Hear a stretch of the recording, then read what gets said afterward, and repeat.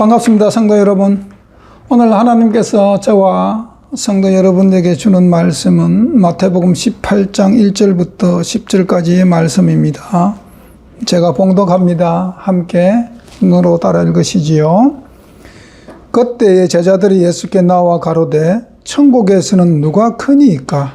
예수께서 한 어린 아이를 불러 저희 가운데 세우시고 가라사대 진실로 너희에게 이르노니 너희가 돌이켜 어린 아이들과 같이 되지 아니하면 결단코 천국에 들어가지 못하리라.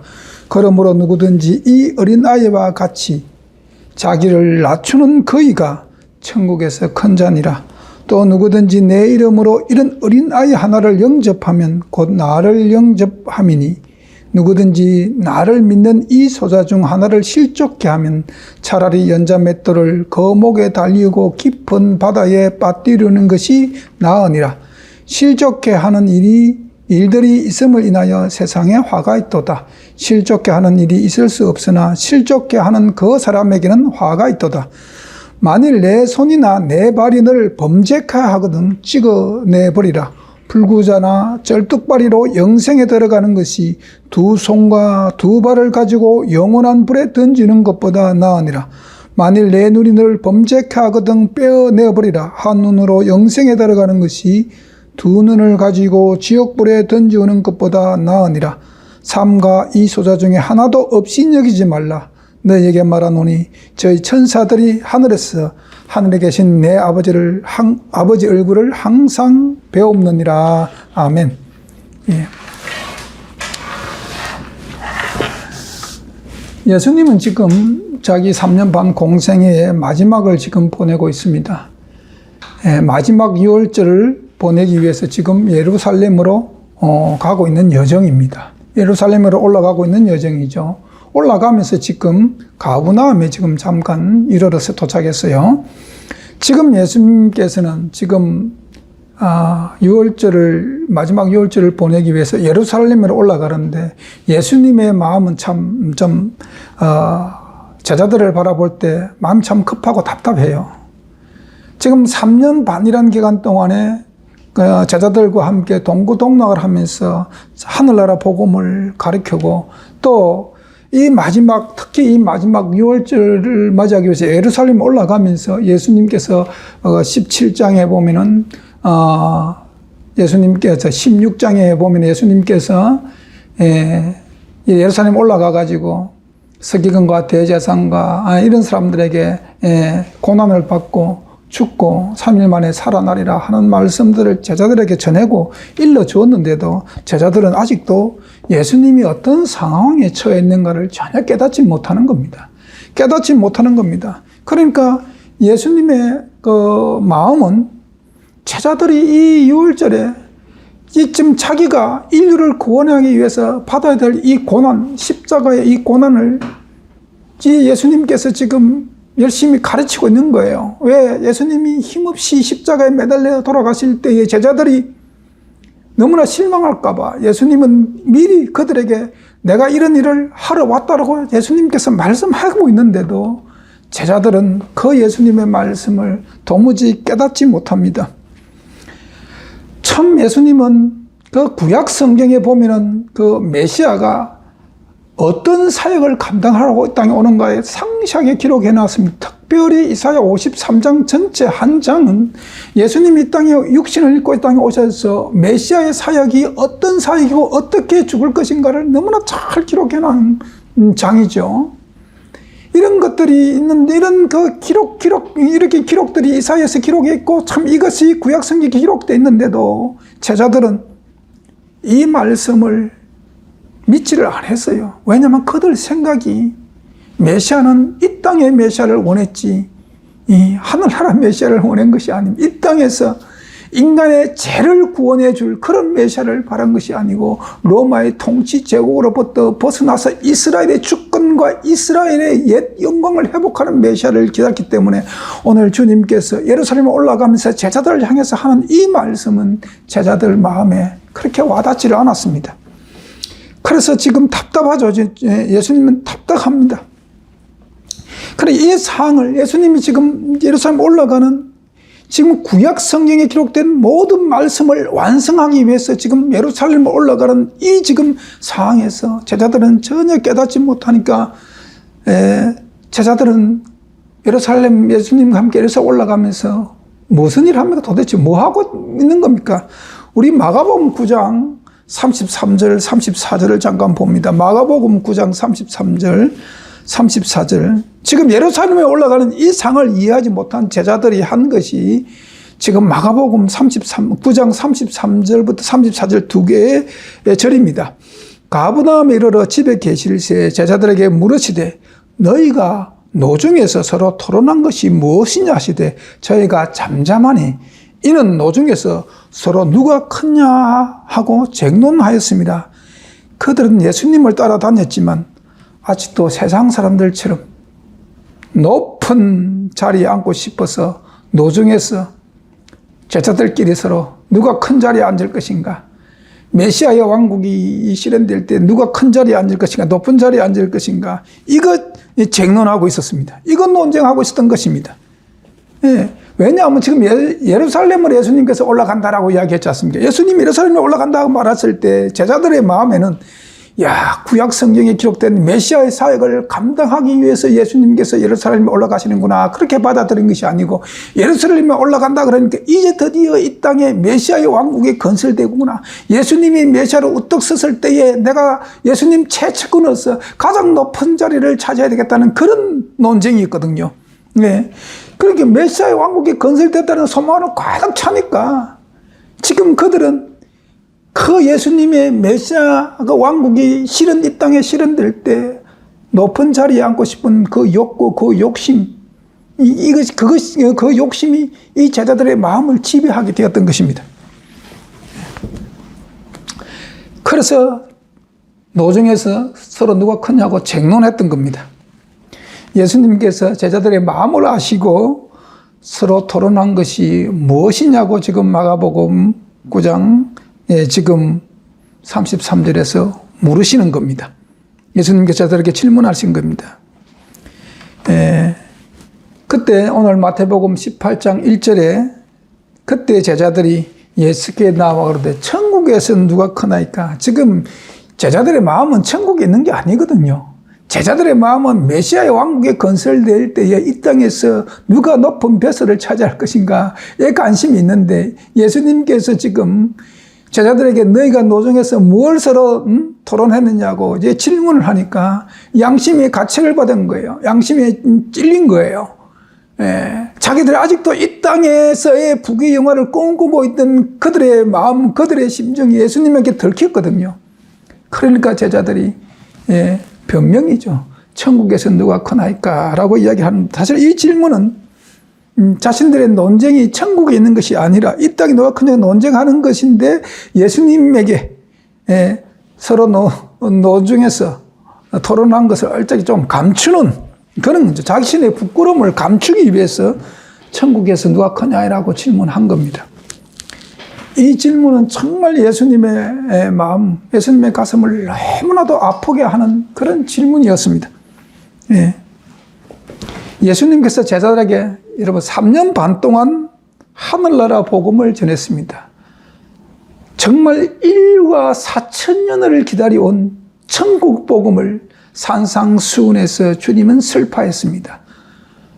천국 복음을 가르쳤어요. 그리고 또 그 천국 복음을 받은 자들이 사는 삶이 어떤가를 그 3년 반 동안 제자들 앞에서 몸소 삶으로 본을 보여주셨습니다. 그는 배고픈 자, 굶주린 자에게 먹였습니다.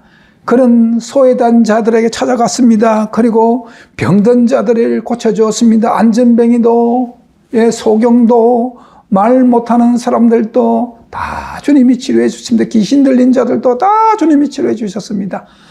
천국 복음을 가진 자가 어떤 능력으로 어떤 인생을 살아야 되는가를 제자들에게 직접 3년 반 동안 본을 보여주셨는데 제자들은 그것을 전혀 깨닫지 못했습니다. 예수님은 하나님 아들이죠. 곧 하나님이십니다. 그런데 자신을 낮추시고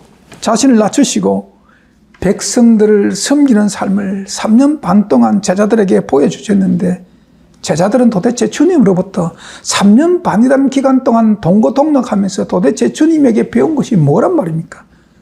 지금 제자들은 이 땅에서도 큰 자냐 작은 자냐 높은 명예를 가지고 서로 논쟁하고 또 자기 양심에 예수님의 질문에 가책을 넣으니까 또 천국에서도 누가 큰 자의 자리에 앉을 것입니까? 그냥 높고 큰 거 이런 자리를 계속 앙망하는 겁니다. 그렇게 하니까 주님이 얼마나 가슴 아프겠습니까? 그분은 하나님의 아들이에요. 그분은 하나님의 아들, 그분은 곧 하나님이십니다. 그런데 자기를 낮추어 이 땅에 육신을 입고 오셨습니다. 3년 반 동안 그분은 자기를 정말 낮추셔서 소외된 자들 찾아다니면서 정말 하늘나라 복음과 함께 그들의 아픈 곳을 어루만지시고 치료하신 그분 앞에서 제자들은 여전히 땅의 생각을 버리지고 못하고 있으니 예수님의 가슴이 얼마나 마음이 아프겠습니까? 현 시대도 천국에 계급이 있다고 전하는 목사님들이 계시죠. 저는 제가 평신도 때 직접 설교를 들었습니다. 이제 우리는 다 구원받았으니까 목사님 설교예요. 이제는 여러분들이 교회 왔으니까 다 구원받았습니다. 천국에서도 평등하지 않습니다. 천국에서도 금메달, 은메달, 동메달이 있습니다. 우리 스포츠에서도 금메달, 은메달, 동메달이 있듯이 천국 가는데도 금메달, 은메달, 동메달이 있습니다. 그렇습니다. 그래서 금메달을 받은 자는 천국에서 황금집에 살고 그냥 은메달을 메고 천국에 들어가는 사람은 그냥 일반 집에 살고 동메달을 메고 천국에 들어가는 사람은 초가집에 산다고 그렇게 제가 직접 들었어요. 그래서 그러면 금메달을 목에 걸고 천국에 들어가려면 어떻게 해야 되는가? 그 목사님 설교는 헌금을 많이 하면 된다.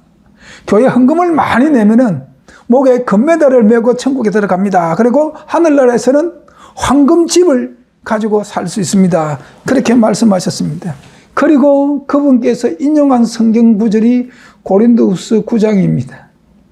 고린도후서 9장의 제목은 가난한 성도들을 위한 연보에 대한 말씀을 사도 바울이 고린도 교회에 전하는 말씀이거든요. 그 고린도후서 9장 6절 7절에 이 두 계절을 그 목사님이 인용합니다. 제가 읽습니다. 이것은 곧 적게 심은 자는 적게 거두고 많이 심은 자는 많이 거둔다 하는 말이로다. 각각 그 마음에 정한 대로 할 것이요 인색함으로나 억지로 하지 말지니 하나님은 즐겨내는 자를 사랑하시느니라. 이렇게 이제 고린도후서 9장 6절 7절의 말씀이 됐습니다. 그래서 많이 심은 자들이 황금집에 살 수 있다고 그렇게 그 목사님이 설교를 합니다. 왜냐하면 하나님은 여기 오늘 고린도후서에 뭐라고 됐습니까? 즐겨내는 자를 사랑하시느니라 라고 하시니까 교회 헌금을 인색함으로 내지 말고 즐겨 많이 내는 자를 하나님이 기뻐 받으신다는 거예요. 그래서 하나님이 사랑하신다는 겁니다. 그러니까 이런 자들은 이제 천국에 갈 때 목에 금메달을 메고 천국에 입성하고 그런 자들을 위해서 예비된 집이 황금집이요 황금마당이요 황금길이라는 겁니다. 이런 교회 지금 다니시는 분이 계시다면은 빨리 그 교회 나와야 합니다. 빨리 그 교회에서 손 털고 나와야 합니다. 여러분 고린도후서 9장은 연보에 대한 말씀을 하고 계시는 겁니다. 연보라 하는 것은 가난한 사람들을 돕기 위해 드려지는 예물을 연보라고 합니다. 고린도후서 9장의 배경은 사도행전 11장에 기록되어 있는데 사도행전 11장 28절에서 30절까지 말씀 제가 읽습니다. 그 중에 아가보라 하는 사람이 일어나 성령으로 말하되 천하가 크게 흉년이 들리라 하더니 글라우디오 때에 그렇게 되니라. 제자들이 각각 그 힘대로 유대에 사는 형제들에게 부조 보내기를 작정하고 이를 실행하여 바나바와 사울의 손으로 장로들에게 보내니라 이렇게 됐거든요. 그러니까 클라우디 그 황제 때, 로마 클라우디 황제 때에 팔레스타인 지역에 이제 흉년이 들었습니다. 기근이 와가지고 큰 흉년이 들어가지고 먹고 살 것이 없었어요. 그래서 이방 사도 바울과 바나바가 이방 전도를 했지 않습니까? 이방 전도를 하면서 교회를 많이 세웠지 않습니까? 그 중에 가장 이 부조의 그 예루살렘으로 유대인으로 보내기로 부조하는 이 그 연보 예물에 자발적으로 크게 이제 이렇게 자발적으로 많이 동참하신 교회가 마케도니아 지역 사람들이죠. 그래서 이제 사도 바울이 고린도후서 9장에 마케도니아인들을 칭찬해 놨습니다.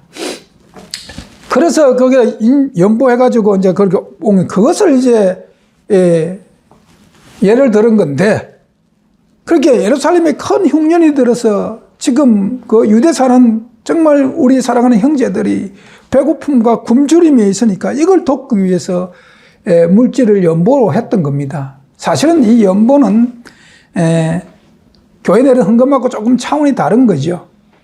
물론 교회 헌금으로도 우리가 연보해야 됩니다.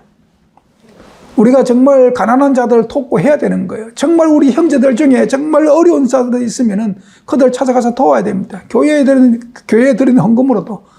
그런데 이 연보, 고린도후서 9장에 기록된 연보는 정말 인색함으로나 이렇게 드리면 안 된다고 그랬습니다. 절개내라는 겁니다. 왜냐하면 이 연보는 하나님의 계명을 실천하는 그 사랑의 표현이거든요. 내 이웃을 내 몸과 같이 사랑하라 하는 5번째부터 10번째 계명의 실현입니다. 실천이에요. 그러니까 하나님이 그 절개내는 자를 사랑할 수밖에 없잖아요. 하나님의 계명을 지키기 위해서, 이웃을 내 몸과 같이 사랑하기 위해서 내 가진 모든 재물을 지금 내놓고 그들을 위해서 헌신하는데, 하나님이 그런 자들을 어찌 기뻐하지 않겠습니까? 어떻게 그렇게 내는 헌금을 절겨 받으시지 않으시겠습니까? 그렇게 기록된 겁니다. 네. 성도 여러분, 네. 하늘나라는 금메달, 은메달, 동메달 차별이 없는 곳이에요. 여러분, 만약에 하늘나라도 차별이 있다면 여러분, 그것이 진정한 인간이 추구하는 모든 행복이 있을 수 있겠습니까? 여러분, 이 땅에 태어났을 때도, 여러분 태어났을 때 어떤 자들은 뭡니까? 금수저로 태어났습니다. 어떤 자들은 가난한, 지독실이 가난한 흙수저에 태어났습니다. 이 한평생 육체의 삶은도 높고 낮음이 있고, 권력 있는 자가 있고, 권력의 지배를 받는 자가 있고, 부한 자가 있고, 가난한 자가 있어가지고, 이 한평생 육체의 삶임도 우리 마음, 우리 삶 속에서 행복이 없었는데, 하늘나라 행복이 충만한, 정말 행복이 충만하고, 정말 모든 인간들이 만족하는 환경에 처해 있는 그 하늘나라에서도 만약에 차별이 있고 차등이 있다면 그것에 어떻게 천국이라고 이야기할 수가 있겠습니까? 성도 여러분, 천국은 높고 크고 낮고 뭐 이런 비천한 이런 것이 없습니다. 천국은 어떤 곳입니까? 계시록은 21장의 새 하늘과 새 땅의 도래에 대해서 이야기합니다. 그 계시록 21장 4절에 보면은 이런 말씀이 있습니다. 천국은 모든 눈물을 그 눈에 씻기시며 다시 사망이 없고 애통하는 것이나 곡하는 것이나 아픈 것이 다시 있지 아니하려니 처음 것들이 다 지나갔으며, 처음 것들은 지금 우리가 살고 있는 이 땅입니다. 이 땅의 삶은 다 지나갔다는 겁니다. 새 땅과 새 하늘과 새 예루살렘은 이런 것이 없는 그런 곳이라는 겁니다. 여러분, 차등이 있으면 어떻게 슬픔이 없겠습니까? 차등이 있으면 어떻게 애통이나 곡하는 것이 없겠습니까? 네. 여러분, 천국은 차등이 있다면 그곳은 우리가 추구하는 진정한 행복이 있는 곳이라고 말할 수가 없는 것입니다. 이런 교회에서는 빨리 나와야 됩니다. 예수 믿는 목적이 이 땅에서 잘 되고 이 땅에서 부귀영화를 누리라고 설교하는 교회는 빨리 나와야 합니다. 예수 믿는 목적은 이 땅에서 부귀영화가 아니고 이 땅에서 높은 자리에 올라가는 것이, 이 땅에서 명문대학 나오는 것이 아니고, 그거는 예수 안 믿어도 할 수 있습니다. 예수 안 믿어 자기가 부지런하고 예수 안 믿어 자기가 열심히 공부하면 명문대학 갈 수 있고 부도 따라오는 겁니다. 예수를 믿는 목적은 우리의 죄를 털어버리고 우리의 죄를 대속진 예수 그리스도의 삶을 따라 살아서 하늘나라에 입성하는 것이죠. 그런데 오늘날도 이런 차등이 있다고 전하는 교회가 있고, 예수 믿는 목적이 이 세상의 부귀영화를 가지기를 원하는 제자들의 마음을 만족하게 하는 그런 설교를 하고 있는 교회에 다니신다면, 그런 교회 다니는 성도 여러분들은 빨리 그 교회에서 나와야 합니다. 제자들이 천국에서 누가 크니까? 라고 예수님께 질문을 하는데 주님의 대답이 뭡니까? 오늘 본문에 18장 3절에서 5절까지 말씀 제가 읽습니다. 함께 보시죠. 가라사대 진실로 너에게 이르노니 너희가 돌이켜 어린 아이들 같이 되지 아니하면 결단코 천국에 들어가지 못하리라. 그러므로 누구든지 이 어린 아이와 같이 자기를 낮추는 그이가 천국에서 큰 자니라. 또 누구든지 내 이름으로 이런 어린아이 하나를 영접하면 곧 나를 영접함이니, 이렇게 기록하고 있습니다. 왜 주님께서 제자들의 질문에 답하기 위해서 어린아이를 가운데 세워서 예를 들었을까요? 왜? 어린아이는 참 단순합니다. 묘락 이런 꽤 이런 걸 잘 내지 못하죠. 어린아이는 참 단순하죠.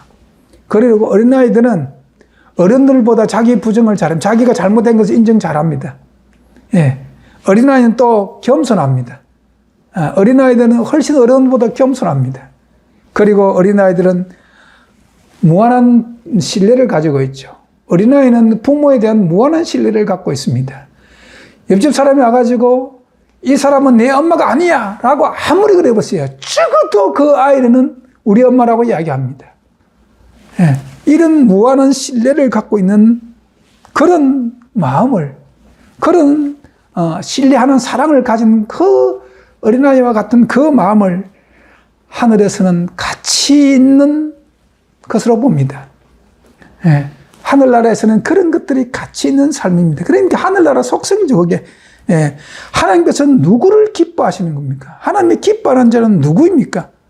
우리 잠언 18장 12절 말씀과 시편 149편 4절의 말씀, 두 개절 말씀을 제가 읽습니다. 함께 보시죠. 사람의 마음에 교만은 멸망의 선병이요 겸손은 종기의 앞잡이니라. 겸손은 종기하게 만든다는 겁니다. 또 시편 149편 4절의 말씀, 여호와께서는 자기 백성을 기뻐하시며 겸손한 자를 구원으로 아름답게 하시는도다. 하나님께서 누구를 구원하십니까? 겸손한 자를 구원한다랍니다. 여기 시편 149편 4절의 말씀에 겸손한 자를 뭐요? 구원으로 아름답게 하심이로다라고 기록되어 있습니다. 그럼 예수님께서, 하나님께서 예수님을 향해서 마태복음 3장에도 그렇고 마태복음 17장에도 그렇고 이는 내 사랑하는 아들이요 내 기뻐하는 자라, 이런 표현을 썼습니다. 예. 왜 그런 말씀을 하셨을까요? 예수님을 향해서. 우리 빌립보서 2장이 그 답을 제공합니다. 하나님이 왜 예수님을 내 사랑하는 아들이요 내 기뻐하는 자라고 말씀하시는가? 빌립보서 2장 5절부터 8절까지 말씀 제가 읽습니다. 너희 안에 이 마음을 품으라. 곧 그리스도 예수의 마음이니 그는 근본 하나님의 본체시나 하나님과 동등됨을 취할 것으로 여기지 아니하시고 오히려 자기를 비워 종의 형체를 가져 사람들과 같이 되었고 사람의 모양으로 나타나셨음에 자기를 낮추시고 죽기까지 복종하셨으니 그 십자가에 죽으심이라. 예수님께서는 이사야 53장에 기록된 메시아의 사역을 감당하기 위해서 십자가에 죽기까지 그 말씀을 완성하셨습니다. 이사야 53장에 기록된 그 모든 자기가 이 땅에 오셔서 고난받아야 되고 질고를 지고 마침내 죽어야 될 그 모든 하나님의 말씀을 죽기까지 복종하고 순종하셨습니다. 예. 예수님께서는 하나님이십니다. 여러분 그걸 기억하셔야 됩니다. 예수님은 하나님이십니다. 그런 분께서 인간의 모양으로 나타나셨습니다. 오늘 빌립보서 지금 2장에 그 말씀을 하고 있는 겁니다. 인간의 모양으로 나타나셨습니다. 그것도 저와 여러분과 똑같은 죄의 본성을 가진 몸으로 이 땅에 오셨습니다. 이것은 창조주께서 피조물까지 낮아진 것입니다. 창조주께서 피조물까지 낮아짐. 이것은 겸손의 극치입니다. 저와 여러분을 구원하시기 위해서 이렇게 예수님은 자신을 낮추신 겁니다. 여러분, 오늘 이 시대를 살아가는 모든 기독교인들이 예수 그리스도의 사랑, 예수 그리스도의 그 십자가의 사랑을 제대로 깨달으려면 오늘 빌립보서 2장 5절부터 8절까지 기록되어 있는 이 말씀을 깊이 깨달아야 됩니다. 깊이 깨달아야 됩니다. 하나님의 사랑의 첫 열쇠, 인간이 하나님의 사랑을 느낄 수 있는 첫 열쇠, 첫 관문이 뭐냐?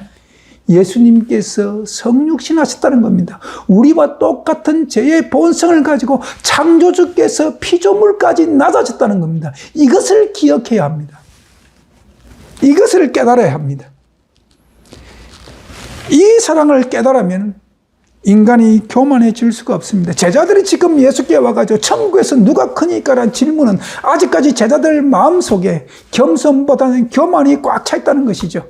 누가 높은 자리에 올라가서 부와 권력과 명예를 얻을 것인가? 거기에 모든 관심을 집중하고 있으니까 지금 하늘나서도 이 땅과 똑같은 그런 계급사회고 차등사회인 줄 알고 그런 질문을 하고 있는 겁니다. 지금 제자들은 지금 예수님께서 하늘 보좌를 버리시고 이 낮고 낮은 땅 위에 인간을 구원하기 위해서 인간의 죄를 대신 지기 위해서 이 땅에 육신을 입고 오셨다는 이 사랑을 제자들은 아직 깨닫지 못한 겁니다. 그러니까 세상적인 3년 반을 따라다녔지만 세상 생각을 버리지 못하고 있는 것입니다. 교회를 10년, 20년, 30년 아니 몇 대가 교회를 다니더라도 예수님의 이 성육신 사랑과 이 겸손을 깨닫지 못하면 그들은 연조와 관계없이 늘 그들의 신앙생활은 이 땅에서 예수 그리스도를 믿어서 어떻게 내가 부귀 영화를 누리고 살 것인가 그걸 놓고 기도하게 되어 있는 것입니다. 성도 여러분, 높아지고자 하는 마음을 성경에서는 뭐라고 이야기하는가? 그것을 교만이라는 단어를 씁니다. 교만한 마음은 하나님의 마음이 아닙니다. 예수 그리스도의 마음이 아닙니다. 예수 그리스도는 겸손의 샘플입니다. 죽기까지 자기를 낮추신 그런 분입니다. 창조주가 피조물까지 낮아진 겸손입니다. 예수님은. 그럼 예수 믿는 사람들은 오늘날 교만한 사람들이 많이 있습니다. 특히 예수 믿는 사람들 중에서 제일 교만한 사람들이 목사들이죠. 목사들 모임에 가면 성도들이 좀 많으면 자기 교회 성도들이 많으면 목이 꼿꼿합니다. 개척교회 목사로 취급을 잘 안 합니다. 교만이죠. 도대체 뭘 믿고 뭘 설교했다는 말입니까? 여러분들이 교회에서 직분이 올라가면 더 겸손해져야 합니다. 예수님을 바라보면서 여러분 교만은 하나님의 마음이 아닙니다. 교만은 사탄의 마음입니다. 왜냐하면 자기가 높아지고자 하는 그 마음이 하나님을 반역했지 않습니까? 하나님 보좌 위에 자기 보좌를 안고 그 자리에 자정하기를 원했지 않습니까? 사탄은.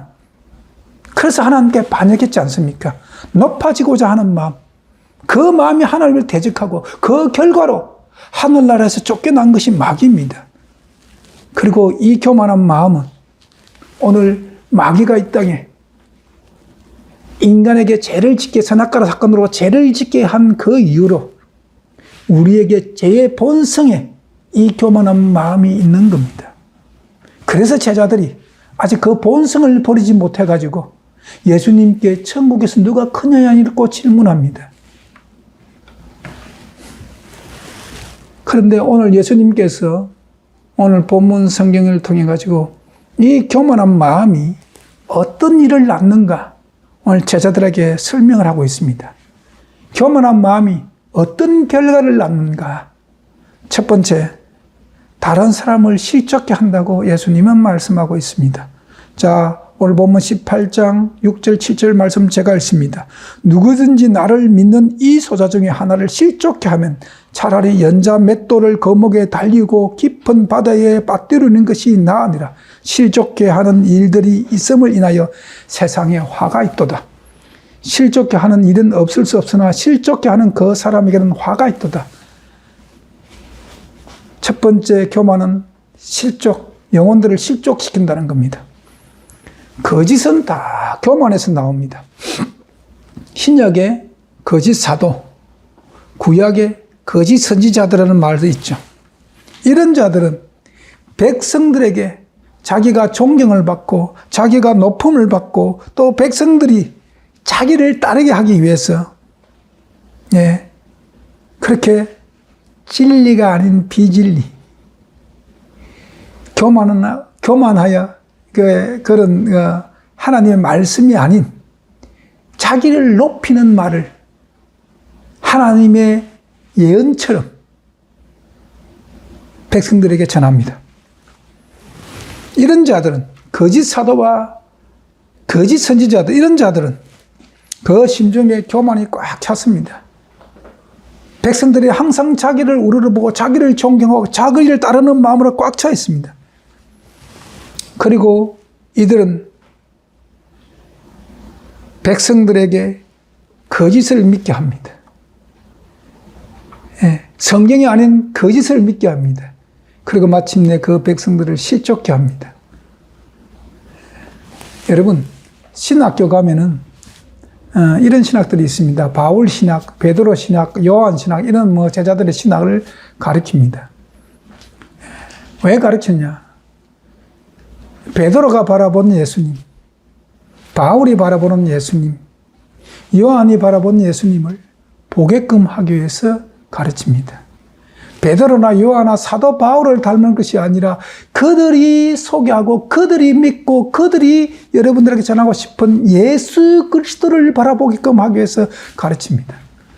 그런데 만약에 베드로나 바울이나 요한이 예수님의 그 취해야 될 모든 영광을 자기가 취한다면 그것은 거짓이죠.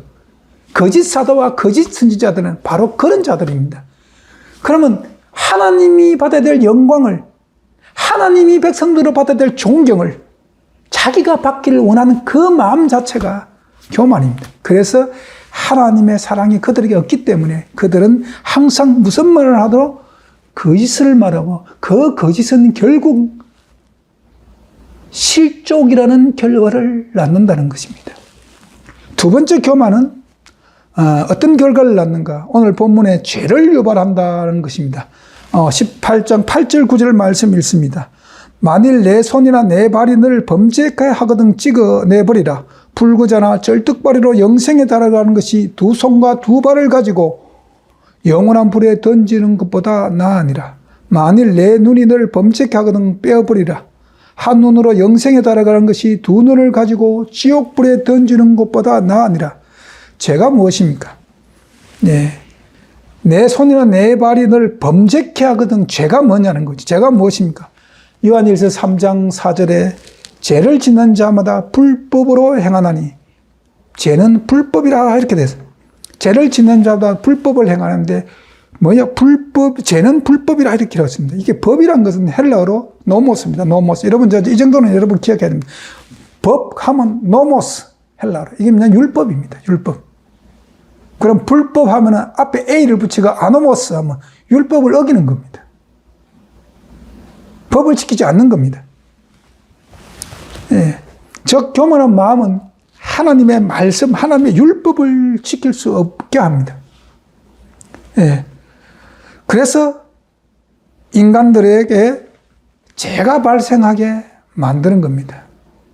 죄가 발생하게 되는 원인은 하나님의 법을 지키지 않기 때문에 죄가 발생하거죠. 불법이 죄니까.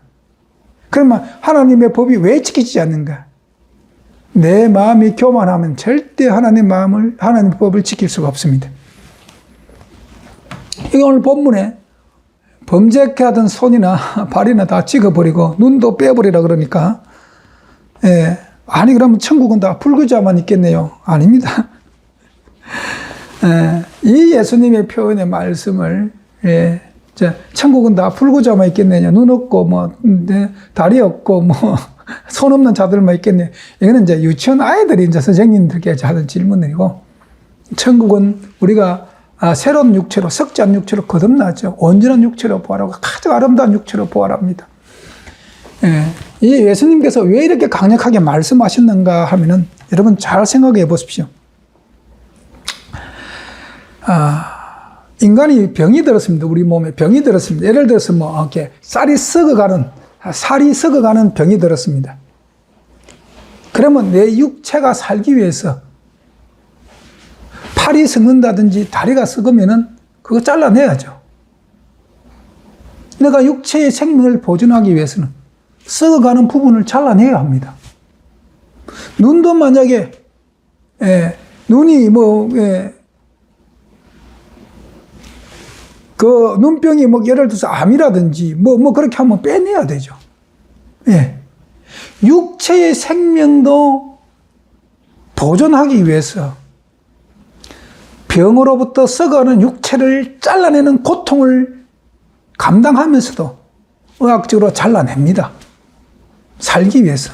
하물며 영혼을 죽음에 이르게 하는 죄를 버리기 위해서는 얼마나 더 우리 속에 있는 이 본성에서 나오는 지혜의 본질을 우리는 과감하게 잘라내야 합니다. 성도 여러분, 여러분들이 정말 예수 그리스도를 믿고 하늘나라 가고 싶습니까? 그러면은 예수 그리스도를 구주로 영접하고 정말 하늘나라에 참 소망을 두고 사신다면은 오늘 이 본문의 말씀을 가슴속에 새겨야 합니다. 여러분의 영혼을 진정으로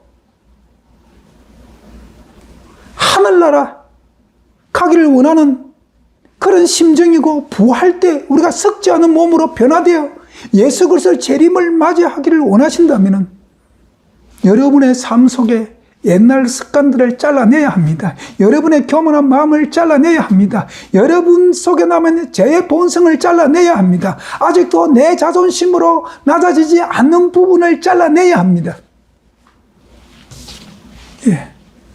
그래야 하늘나라 갑니다. 그래야 하늘나라 갑니다. 이걸 지금 주님이 말씀하고 있는 겁니다.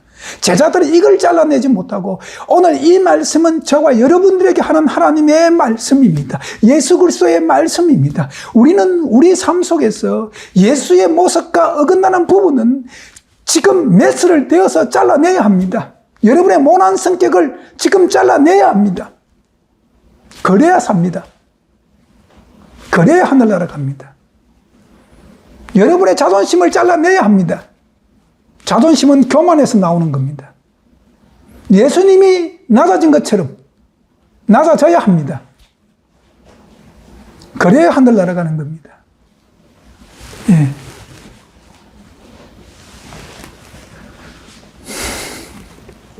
주님은 지금 제자를 보고 좀 답답해서 지금 이 말씀을 하는데, 이 말씀은 오늘 이 시대를 살아가는 모든 그리스도를 향해서 주님의 답답한 마음을 토론한 말이라고 저는 확실하게 믿습니다.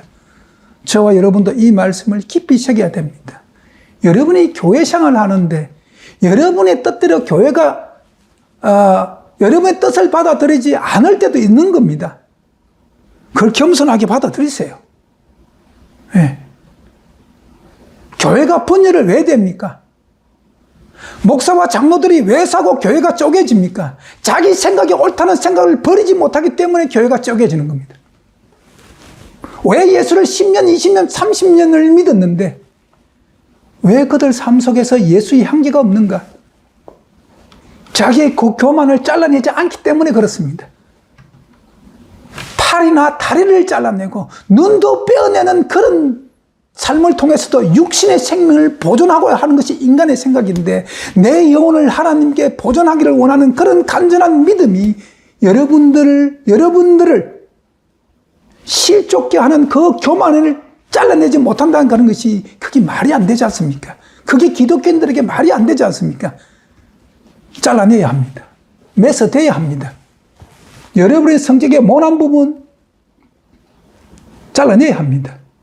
저는 목사님들과 장로님들이 싸우는 교회를 많이 봤습니다. 저는 그 싸움에 실려서 어떤 한 교회에서 나왔어요, 제가 스스로. 네. 왜냐하면 둘이 파별 싸움이거든요. 목사는 장로님들이 자기 말 따르기를 하고, 장로님들은 목사님이 자기들 비유 맞춰 따라오기를 원하기 때문에 그 둘 다 이기심을 못 버리기 때문에 싸워서 교회가 쪼개지는 겁니다. 저는 너무나 그게 싫어서 저는 한국에 있을 때 한 교회에서 나왔습니다. 상처를 너무 크게 받았습니다. 저희 교회에서는 그런 일이 반복 안 되기를 간절히 소망합니다. 여러분들은 참 진리를 받았으면 여러분의 뜻대로 무엇이 안 된다고 여러분 불평하지 마시고 불만하지 마십시오. 그런 것들은 다 여러분들이 교만한 마음에서 나오는 겁니다. 잘라내야 합니다. 오늘 예수님께서 이 말씀은 성도 여러분들에게만 하는 것이 아니라 저와 여러분들의 같이 해당되는 말이에요. 오늘 예수 믿는 모든 사람들에게 다 함께 해당되는 말이에요. 천국에 가기를 원하느냐? 메스를 대고 내 마음의 교만을 잘라내라는 겁니다. 잘라내라는 겁니다. 그래야 하늘나라 간다는 겁니다. 아주 강력하게 제자들을 향해서 주님 말씀하시고 오늘 이 시대 저와 여러분을 위해서 하시는 말씀을 여러분 아멘으로 받아들이시기 바랍니다. 세 번째, 교만은 어떤 것을 낳는가? 세 번째, 남을 업신여긴다고 오늘 본문이 이야기하고 있습니다. 18장 10절에 삼가 이 소자 중에 하나도 업신여기지 말라. 너에게 말하노니 저희 천사들이 하늘에 계신 아버지의 얼굴을 항상 배웁느니라. 우리가 남을 업신여긴다는 것은 자기가 업신여기는 자보다 낫다고 생각하는 교만에서 나오는 거거든요. 그건 교만한 마음입니다. 교회의 직분은 교회가 유지하기 위해서, 교회의 질서를 유지하기 위해서 필요합니다. 하지만 그 직분이 계급은 아닙니다. 직분이 높을수록 더 성도들을 섬기고 더 하나님께 헌신하고 봉사하라고 주신 직분이죠. 성도들을 위해 군림하라고 주는 직분이 아닙니다. 이렇게 설교하면 또 성도들은 아니 목사님, 사모님, 장로님, 권사님, 교회 이제 직분자들이 높은 직분에 있는 사람들이 이 네 부류의 사람들이죠. 아니 목사님, 사모님, 장로님, 권사님 왜 우리를 섬기지 않습니까? 왜 우리를 섬기지 않습니까? 아니 직분을 뭐 섬기라고 하나님께 주신 건데 왜 우리를 섬기지 않습니까? 제가 이게 미국에 살면서 실제로 경험을 하진 않지만 제가 같이 이제 제가 모시고 있던 목사님의 말씀이에요. 일반 성도들이 그 사모님이 이제 아프다고 감기 걸렸다 하는데 콩나물 거리가 밥 가지고 해가지고 찾아오는 거 안 올라오는가 그거 오는 거 안 오는가 확인하기 위해서 거짓으로 막 전화해가지고 내가 열이 나고 몸이 아파가지고 막 이러는데 밥도 못 먹었는데 막 그렇게 막 테스트하고 그런답니다. 이미 그 아틀란타 그런 일이 있었답니다. 여러분 그건 아니잖아요. 그렇죠? 그건 아니잖아요. 예? 평신도들은 그러면은 다른 사람 안 섬겨도 됩니까? 교회는 다 섬기는 겁니다. 다. 그러나 질서를 유지하기 위해서 교회가 질서 있게, 하나님은 질서의 하나님입니다. 그래서 직분이 있는 겁니다. 네. 하나님께서 교회를 잘 이끌어가기 위해서 직분을 세우고 또 하나님 일의 질서 안에서 이루어지기 원해서 교회의 직분자들을 세웁니다.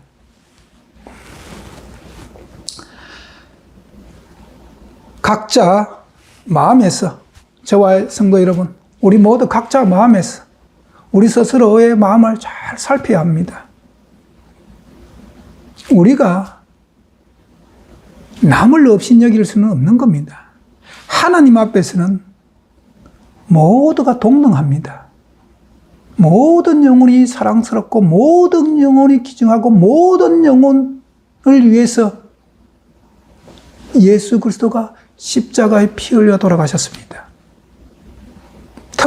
특정한 계급을 위해서 돌아가신 것이 아니고 인류를 구원하기 위해서 예수님은 피를 흘렸습니다. 그 사실을 기억하십시오. 예. 우리는 그 사랑을 우리 심정 속에 회복되어야만 남을 나보다 낮게 여길 수가 있는 것입니다. 주님의 제자들의 질문, 천국에서 누가 크나이까? 라는 질문은 정말 예수님의 가슴을 너무나 답답하게 했습니다. 오늘날도 이 질문은 교회에 유용합니다. 예수님의 답답한 마음으로 아이들을 세워서 겸손한 자가 천국에 간다고 지금 말씀하고 계십니다. 성도 여러분, 이 혼탁한 시대에 참과 거짓을 어떻게 구분하실 것입니까? 요즘 유튜브에 보십시오. 수많은 목사님 설교가 올라와 있습니다. 수많은 목사님들이. 그런데요, 참과 거짓을 구별하는 것은 간단합니다.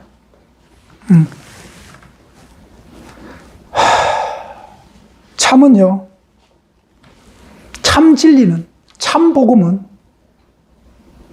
전하는 자부터 시작해서 듣는 자가 다 겸손해집니다. 그게 특징이에요. 거짓은요, 전하는 자라 듣는 자가 다 교만해집니다. 거짓 복음은 우리를 교만하게 만들고 자신을 자꾸 높입니다. 그러나 참 복음, 진정한 복음은 우리를 겸손하게 만드는 하나님의 말씀의 능력이 그 진정한 복음 안에 있는 것입니다. 진정한 성도는 자신을 예수님처럼 낮추는 겸손한 성도가 진정 이 시대, 아니 모든 세대에 하나님이 교회를 위해서, 하나님의 성도들을 위해서 하나님이 던지는 메시지고 하나님이 기대칩니다. 사랑하는 성도 여러분, 여러분 삶 속에서 겸손한 자로 살아가십시오. 겸손한 자가 되어야 합니다. 겸손한 자가 하늘나라 갑니다. 그러면 겸손한 자가 되기 위해서 무엇을 해야 합니까? 라고 저에게 질문하시면 저는 빌립보서 2장 5절의 말씀을 여러분에게 답으로 전해드립니다. 빌립보서 2장 5절의 말씀 마지막 읽고 기도하고 마칩니다. 빌립보서 2장 5절의 말씀이 무슨 말씀입니까?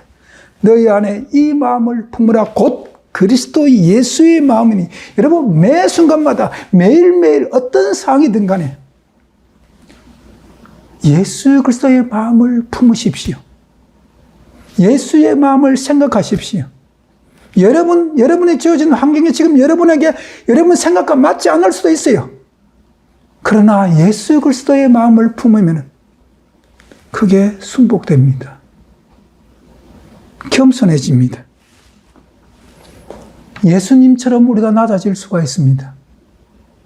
너희 안에 이 마음을 품으라.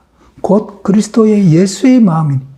저와 모든 성도 여러분, 여러분들 심령 속에, 우리의 심령 속에 빌립보서 2장 5절의 말씀이 새겨지기를 간절히 바랍니다. 기도하시겠습니다. 하나님의 아버지 감사합니다. 우리는 천국이라는 곳에 산 소망을 두고 살아가는 기독교인입니다. 천국은 누가 들어가느냐? 자기를 낮추어 겸손한 자가 들어간다고 오는 주님은 우리들에게 말씀하고 있습니다.